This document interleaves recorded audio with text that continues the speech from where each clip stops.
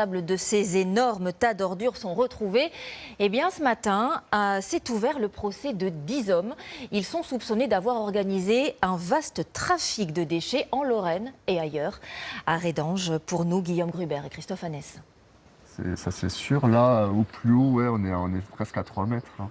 Cette montagne d'ordures est là depuis 4 ans. Il faudrait que je plante un drapeau, non?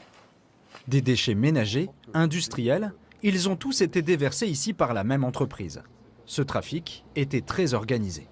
Voilà. C'est vrai qu'en même pas l'espace de quelques jours, il y a plusieurs camions qui sont venus déposer ces tonnes de déchets dans cet endroit naturel. On le voit, là, il y a plus de 250 tonnes de déchets. Ça a été évalué par les forces de l'ordre.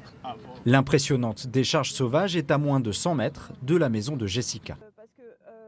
Quand ils les ont déversés, comme en été, on sentait bien parce qu'avec l'odeur de chaux, de décomposition et compagnie, moi ça me dégoûte que des gens fassent ça en fait pour du pognon.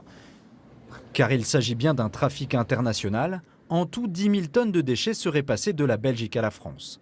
Les grands moyens étaient employés. 37 tonnes. Ces camions ont déversé leur chargement dans plus d'une dizaine de communes. C'est toute la région nord-nord-est qui est impactée. Depuis Rouen jusque dans le nord. C'est un trafic énorme. À Redange, la décharge sauvage pourrit et inquiète. Des eaux souillées ruissellent jusqu'à l'étang. On est impacté par une décharge à ciel ouvert. D'un moment à l'autre, il peut se produire un dégât irréversible sur la faune. 10 personnes sont poursuivies par la justice pour trafic d'ordures. Leur procès commence aujourd'hui, mais les habitants ne sont pas optimistes. Ça va être jugé, mais ensuite, que va-t-il se passer? Est-ce qu'ils vont être obligés de venir enlever? Dans les zones frontalières, les trafics de déchets sont nombreux, car chez nos voisins, le traitement des ordures est souvent plus coûteux. À chaque fois, la question est la même: qui va payer pour la dépollution de ces décharges sauvages?